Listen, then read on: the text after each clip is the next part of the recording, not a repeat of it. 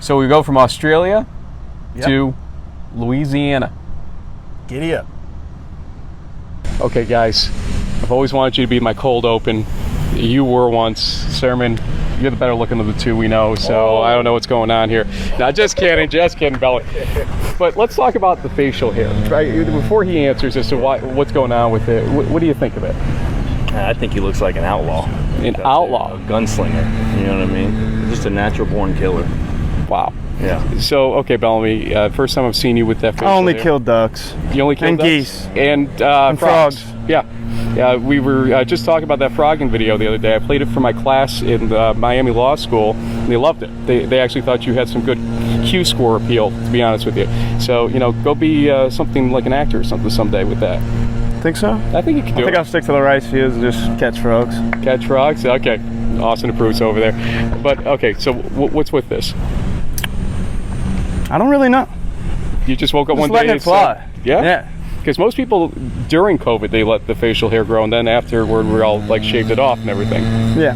I'm not sure. I'm not shaving it until we lose. Okay, that could be a long mustache. That's the goal. Okay, so I'm not supposed to show favoritism, you know that. But I was given this, and being an alum, JB puts on his. Let's go. Let's go, baby. Yeah. So obviously I keep it down the middle when we cover your games or whatnot. But give me the skinny here. What's this preseason like for both of you? For me, it's been probably one of the most exciting football experience since I've been playing. Being away from the game, not being around your teammates day in and day out, putting in the grind, hustling, is something that you really miss. And this fall camp had a vibe and an energy like no other. When you have 50 new guys running around the field with your veterans, it's been a great mesh, and I can tell you what, we're ready to hit Hartwick on Saturday.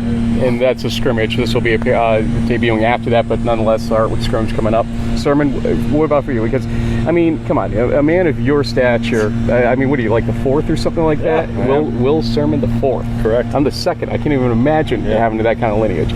But, you didn't have to come back. Why'd you come? Yeah, no, we had a great group coming back. I think there's like 7 fifth-year guys that wanted to come back and be a part of this team.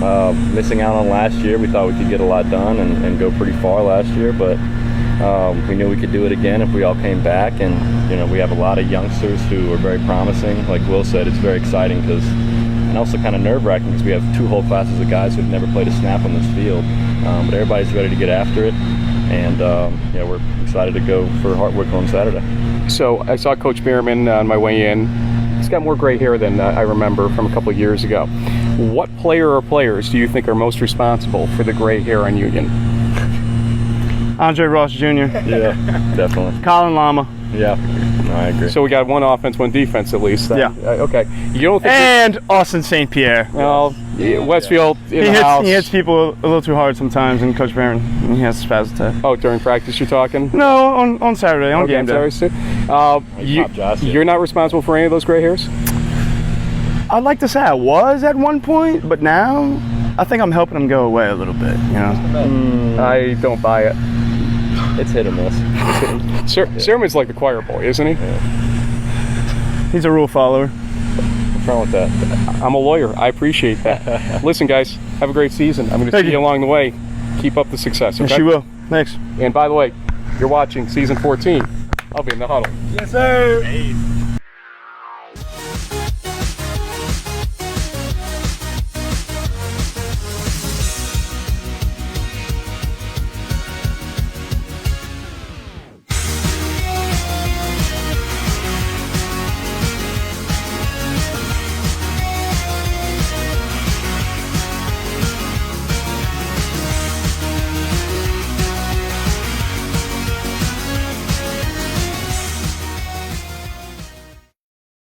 Thanks to Will. Thanks to Will and Will for that. Oh my God. Yeah, I almost lost Bellamy when I paid compliment to Sirmon. The mustache. What do you think? I know it's a popular thing with guys that age. I'm a little more old school, though. I'm a little scruffy here this weekend, Frank. But if someone can pull it off, I think the starting quarterback for the defending Liberty League champs is probably up to the task. Well, for our Region 2 viewers, New Jersey, the Athletic Conference is in Region 2. We are in a Region 2 school setting right now. Behind us is the stadium for Montclair State University. Thanks to Mike Palazzo, Coach Giancola and company for helping us here. And it's one of those scenarios we talk about a lot. Without Wesley in the NJAC, it'll be interesting to see how it plays out. And Montclair and Salisbury seem to be those two teams that are front runners in it. But do us a favor, come back tomorrow and the next day, because we're going to have some surprises at the open of each show. Even though it's not Region 2 shows coming up, we do talk to a couple people, Montclair fans, and their opponents might find interesting. Yep. We'll leave it at that. But Region 2, we're popping the map back on here to show what Region 2 comprises. And, you know, you can't have much of a conversation about Region 2 without thinking about RPI and Union. But not just the teams themselves, but what each team was facing through COVID. It's like a dichotomy that you couldn't even imagine difference-wise. Yeah. And we're going to dive into that a little bit throughout this show.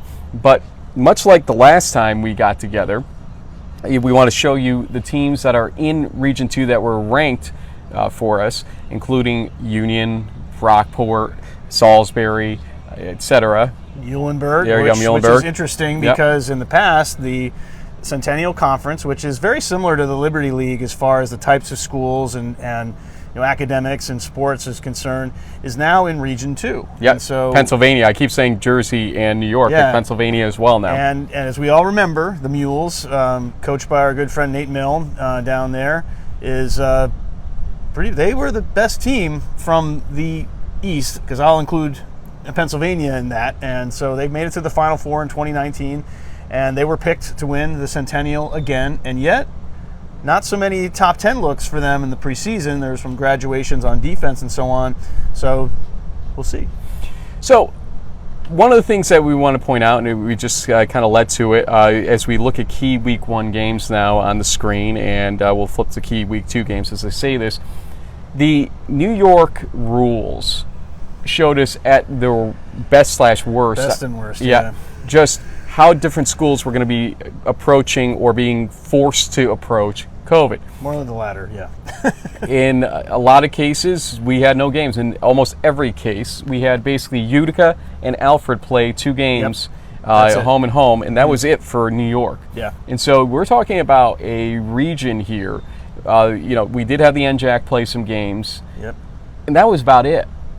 So 3 or 4. Spring football was not a prevalent thing in this region, much like in Region 1 that we talked about in our prior show. You look at Hobart versus Alfred. I know that's kind of your game of the week for Region 2 and Week 1. And then you look at Week 2 in a game like UW versus Salisbury coming up. That's a big deal. And Ithaca versus Brockport. Yeah. I mean, these are games for teams that haven't Playoff played. type games. That haven't played in a while that are huge. Yeah, absolutely.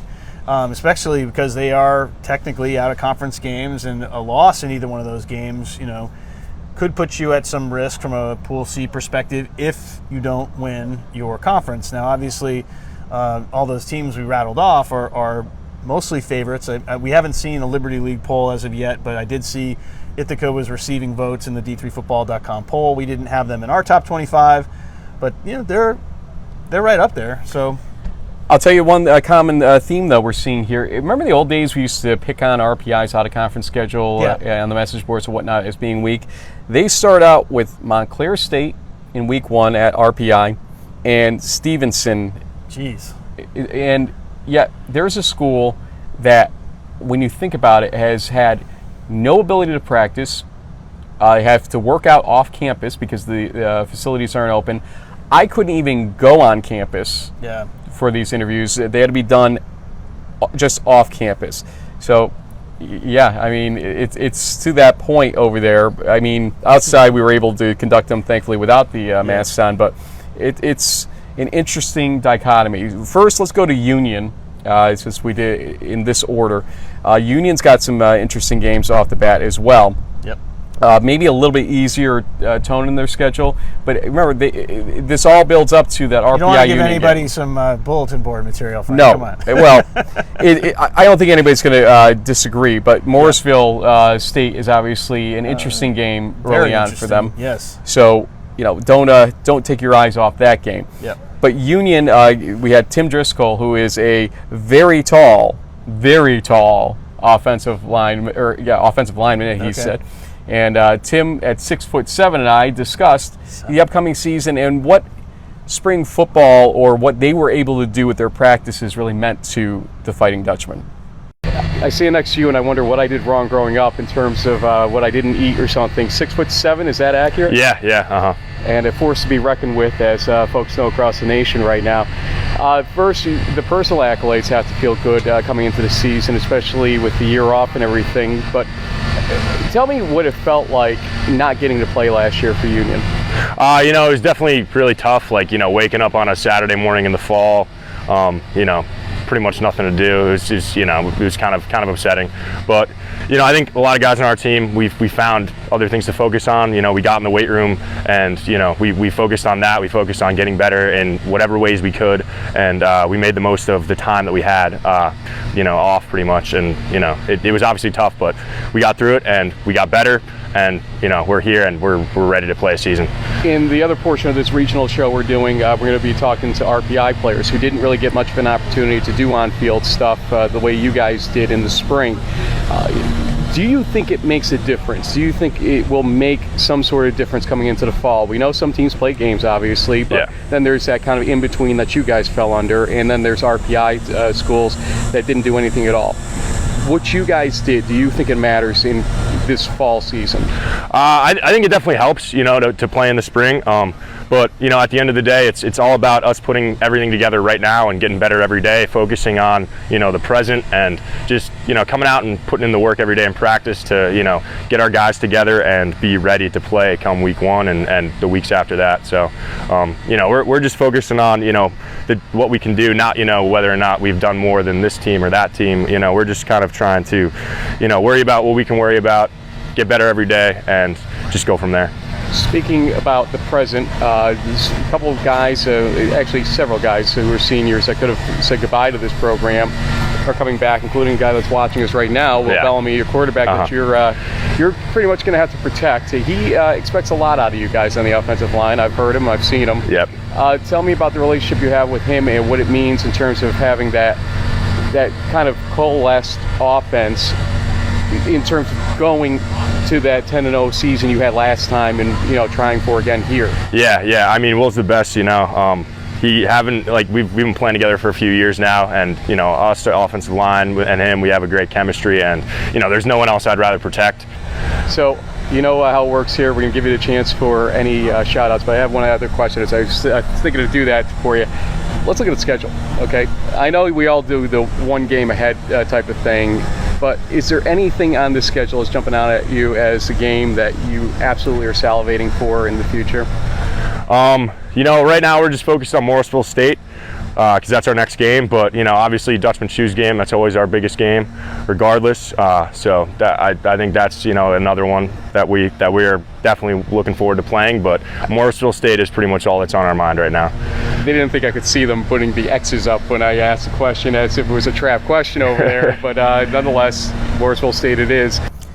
And then again, we've been doing offense defense. Here is Austin St. Pierre, the safety for Union. Again, important part of that defensive unit. It really came, his football success story, I think, would be the Ithaca game from 2019 that I attended, and his play was necessary. That was just a good back and forth game. Union took a nice lead early on, but they had to hold off Ithaca's hard charge at the end of that second half. Austin St. Pierre. Austin, your 2019 season, very good. You were, I think, second in pass deflections of the team, had a great number of tackles, I think 42 or 44, thereabouts. It really came to life in that Ithaca game especially. And you have all that momentum, and then COVID happens. Take me through what it was like for you from 2019 to now, and how does it feel to be back? Well, I mean, the way we ended the season, there's a lot of momentum coming into that next fall, and everyone on the team was working really hard all in the summer, grinding the weights, grinding the field on the field, just really perfecting our craft. And up until the last minute, we were ready to go, and unfortunately, it got pulled from us. But we all kept really good spirits, and we knew that you got to control what we control, just like Coach Behrman always says. And moving forward, we just took that energy and sort of the momentum we had and just wanted to carry it into the spring. And we had a really great spring ball season. Personally, I was remote for the fall and the winter, so coming back to spring ball and sort of meeting all the new kids and just sort of getting the chemistry back with all the other teammates was just a really great experience, and it put us in a great position to come in the fall and have a really good season. Let's talk about one thing, though. The playoff games were a real challenge for the defense. Let's not kid ourselves here. The Case game, the first half was tough. And you guys obviously ratcheted up in the second half. The Salisbury game, we were testing all the lights on the scoreboard on both sides in that game. What did you learn, and what did the defense learn from those challenges that's going to be useful for this fall? That you're never going to just come out swinging, and it's not going to be perfect off the first snap every time. You're going to face adversity in the game, whether it be the first play, the second play, third quarter, the fourth quarter. For us, it was just in the Case Western game, coming in at halftime and just sort of getting everyone together and just realizing that just calm down and we got this. We've been here before. We're all good football players. We have great coaches that put us in the positions to win, and when we get our minds right, anything's really possible. And that was the lesson that I took away from it, really. Now, you were one of the group when I was interviewing Tim that put up the X sign when I was talking about a game that might be making you salivate on your schedule. You're all trying to focus on this Morrisville State game, and I will not push you further than that, but is that going to be the philosophy? Is this 10-0 season repeat or undefeated season repeat, the challenge you guys are looking for, or is it something even beyond that right now? In all honesty, I'm salivating over Hartwick right now. We got Hartwick this Saturday, and every game that we get to go out there and put these pads on, I am ready to go out and just dying to play. One game at a time. You can't really look ahead. I mean, the shoes game is a huge, just for the tradition and the culture that we have here, but another thing for our culture is that we're a one game at a time team, and you can't really look ahead at the next week without facing your opponent, and you got to get the win. It's interesting for me. I'm 45. I've been around this game for 26 years, especially at Union, but you're about half my age, give or take, and there's this mentality of, do you take the game for granted until something like what happened last year happens? Would you say that you did take it for granted until now? Yeah. Last fall was a great reflection period for me, because that was the first time since third grade that in August I wasn't lacing up the cleats. I wasn't out there sweating with my brothers and just getting after it every day. So it was very tough for me to be in that position, because I have a little brother who was playing youth football. So I was seeing them practice and everything like that, trying to help them out, and at the same time I'm getting the urge and I'm scratching. I want to get out there and play, and that's what we're trying to preach to the younger guys right now, because we have a whole group of seniors last year that we have a great group of returners that came back, but we still have a lot of kids that weren't as lucky to make that fifth year and stick around. So that's what I think I'm playing for right now, is just all those other kids that missed out on that opportunity.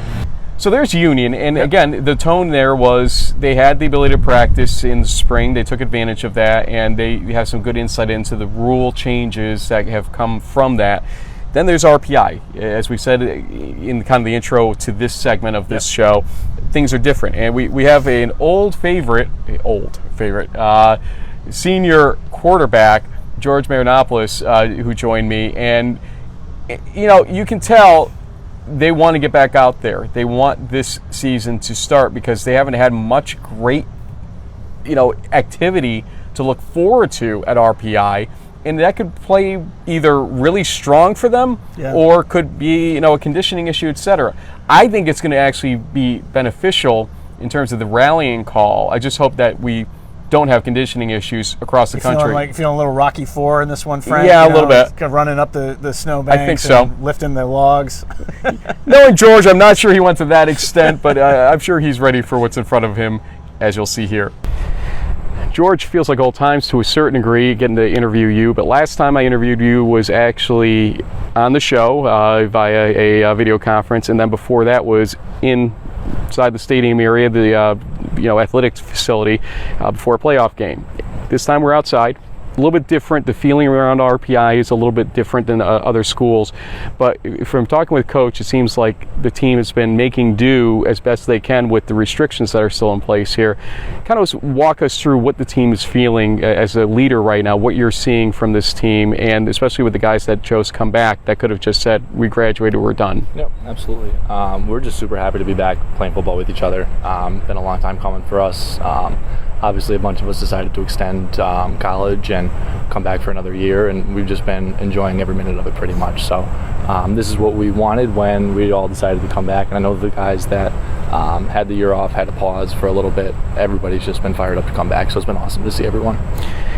It's interesting too from a perspective of not being able to really do pads and whatnot in the spring here, and then you guys, you're looking at the start of your schedule. It's not easy. What is it? Montclair, Stevenson, etc. You've got mega games throughout. Fisher, I think, is even out of conference game a little bit later on in the season for you guys. I mean, is that kind of like a baptism by fire type situation? And how excited are the guys they know who's who and what's what in Division III, especially in this region.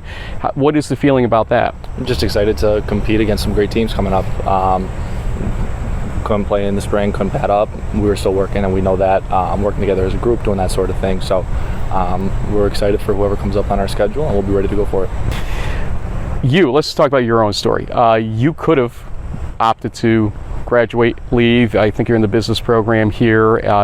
You took a term off, decelerated a little bit so you could come back.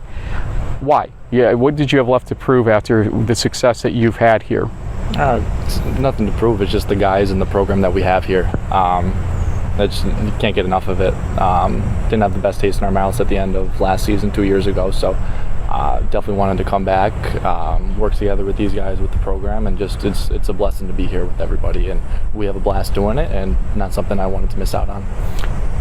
So I asked this to the union guys that I spoke to. I'm going to ask it to you. Is there a game on your schedule that kind of has the circle mentality, one that makes you salivate more than others? I know Montclair is the first game, et cetera, and Coach is walking away from me as I ask this question. He's probably giving you the sign to not answer this, but I mean, is there a game on your schedule that sort of makes you excited to get to when you get to it?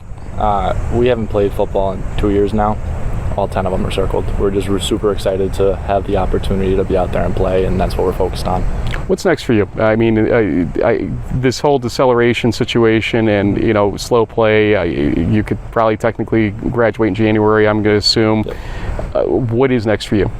Going to enter the workforce, going to find something that I love to do, and I'm going to make a career out of that. I'm not entirely sure how that's going to look yet, but got my parents to help me out with that, kind of figuring out. Coach Eyes is definitely a huge help with it too. Connecting with alumni and that sort of thing, guys that have been in the football program. So just trying to figure out that next path for me after football. I got to say, and I think JB would send the same accolades to you, you've been such a stand-up guy since you were a freshman. We always get nervous when we have freshmen on the show because you never know what you're going to get. You've been just, we know why you're a leader, a captain, etc. Okay, based on our experience with you over the last how many years, 4 years plus, basically. And you're going to be a success at whatever you do. I can tell you that if you continue to be that guy. So congratulations on that stuff. Then we have a California guy, LA. Hey, all right, man. We love it. I was sharing stories with Coach Iserny about when he did this recruiting trip. He went to Chavez Ravine to see the Dodgers after he did this recruiting trip and everything. So he maximized his time. Yeah, I love Dodger Stadium. Austin Charles, linebacker for RPI. Again, important for that RPI team to play good defense coming up. Here's Austin.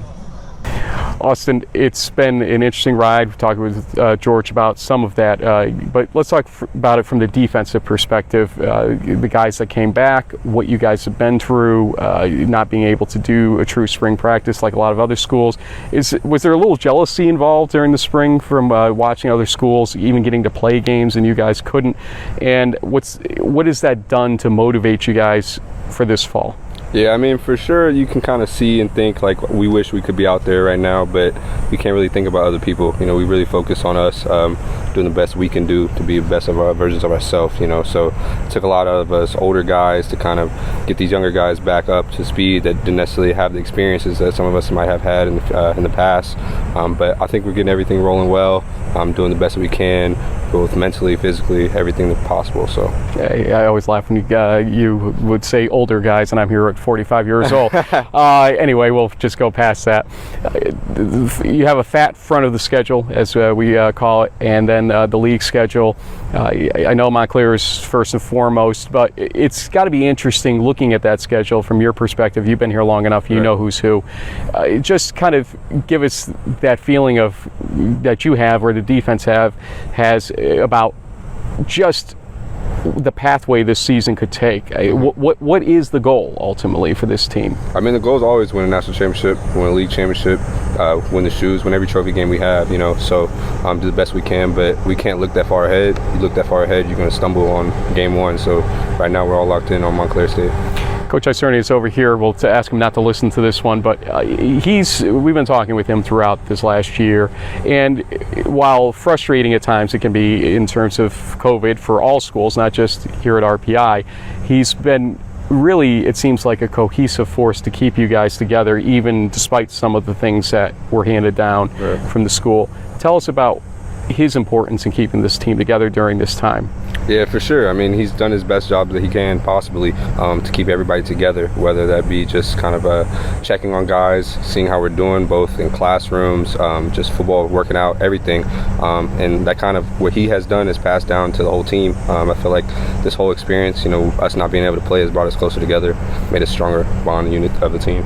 Got some big offensive teams coming up. There's no doubt they're either Montclair State, Jaquil Birch, I believe, is back for them.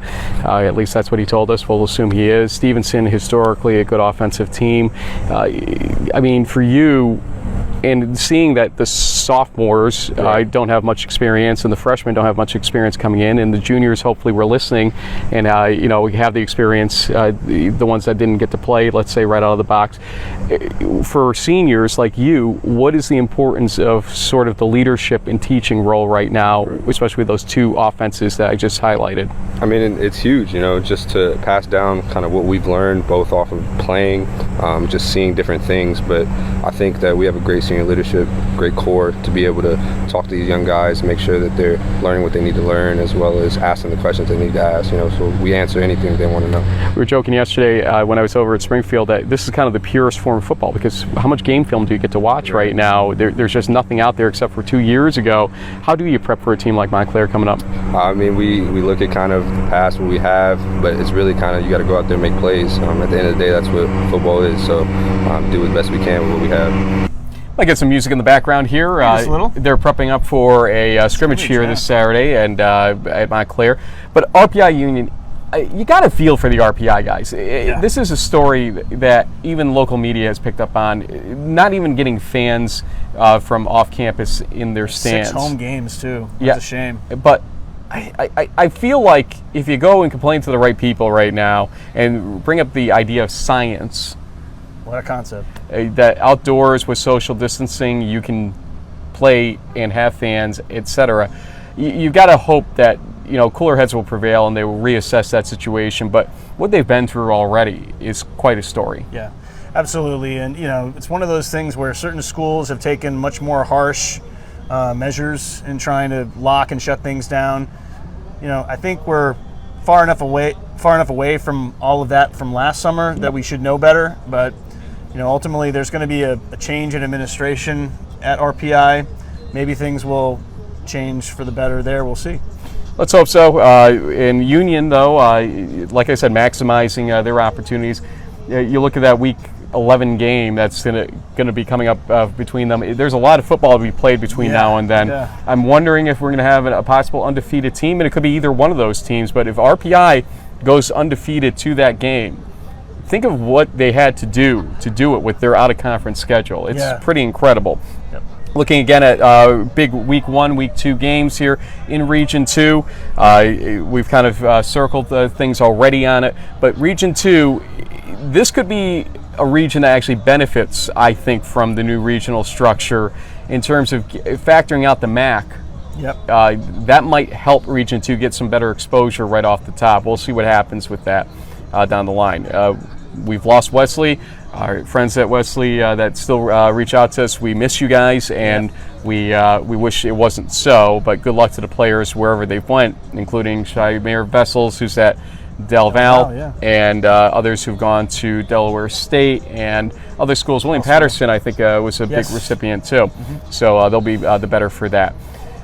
Region 3, tomorrow's show. It's going to be an interesting start to the show, though, so tune into it, folks. Until then, thanks for joining us on our Region 2 show, he said. Shout out to any friends, family, etc. that might be watching. Shout out my mom, and the rest of my offensive line: Chris Catch, Stephen Cravani, Kevin Dewing, Stan Koss. Shout out Paul Chambers, shout out Joe Vanderhoof, shout out Rick Flanders, you're the man, shout out my mom, shout out my dad, shout out Westfield, Massachusetts. Westfield Mass in the house. Hell yeah. Passed by it yesterday on the Mass Pikes. Exit 3, old exit 3. Old exit 3, exactly. Right. 30 miles from the next exit when you're coming west. Shout outs, got mom and dad.